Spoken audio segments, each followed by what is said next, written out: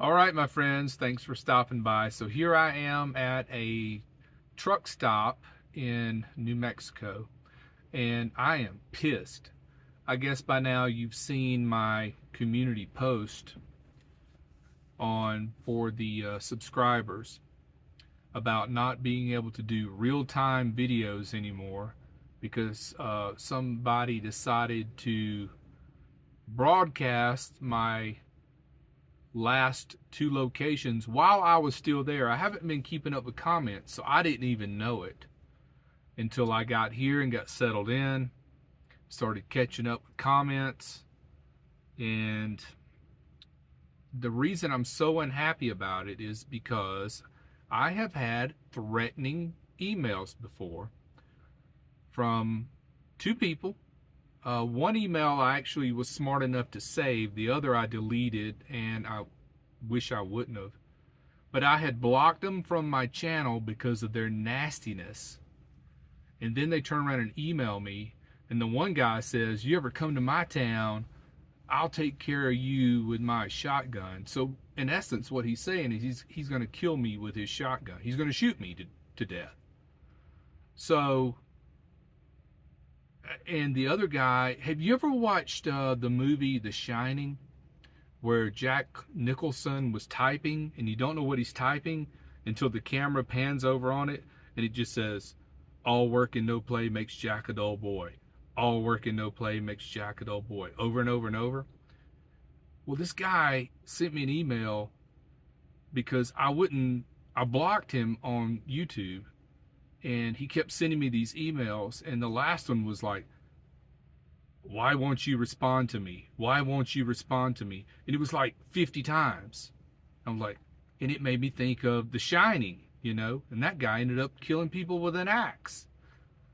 So I sent that email over to my friend in Nashville who does cybersecurity. And I told him what was going on.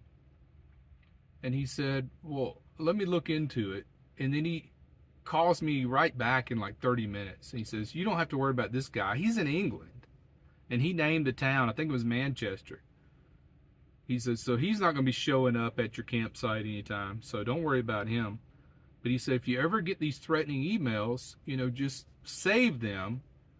And if anything happens, they'll be the first one that the police go knocking on their door.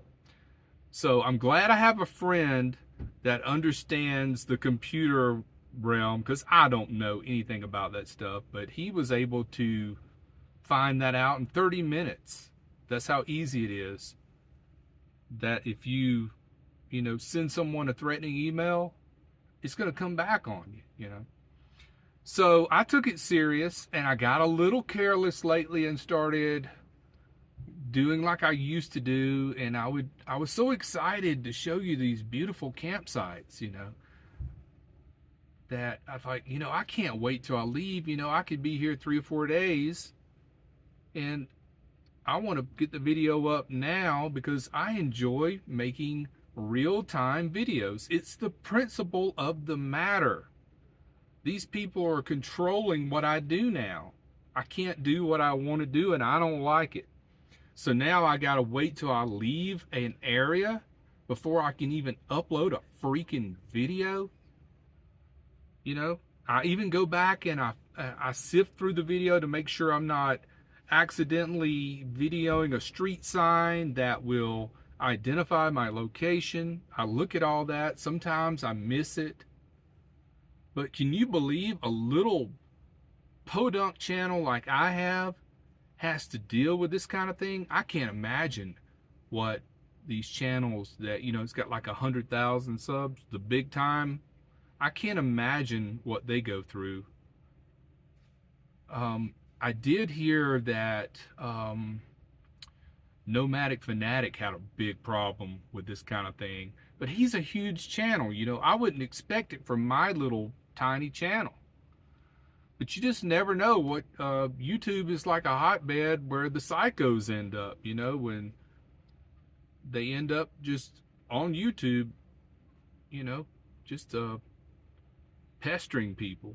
But it's more than pestering, it's changing the way I do videos. pisses me off. I don't like it. I don't like it a bit. So it it boils down to the principle of the matter.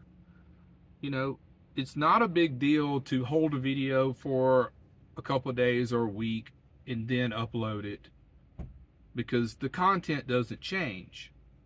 And I get that. But think if you had a controlling boyfriend who dictated who you could talk to and where you could go. You would break up with him, and you'd probably even get a restraining order against him, right? Because he's controlling what you can do. And I feel like they are controlling how I run my channel. You know, this started out as just a way to save videos without clogging up space on my devices. And I am really fortunate. I never ever thought I would get as many views and subscribers as I have gotten. Totally shocked by that. But still, you know, I shouldn't have to count the days before I can release a video to make sure I'm out of there, because I'm worried that somebody's going to notice where I am and they're going to broadcast it in the comments and put the exact location that I am camping at the time I'm camping there.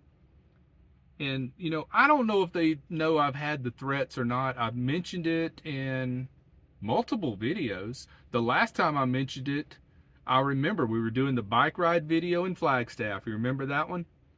That was the last time I talked about it. And then, you know, I got a little careless since then, because that's been many months ago. And I thought it was all over. You know, it was just a strange thing that happened. It would never happen again. And now I got people who are watching my video. Somehow they're recognizing where I am down to 100-yard area, and they're putting in the comments exactly where I am. Now, I don't want to hurt your feelings. If you did it unintentionally, I am sorry. But please, please, please don't do that. You know, well, now I'm not going to give anybody a chance to do that again. I can't.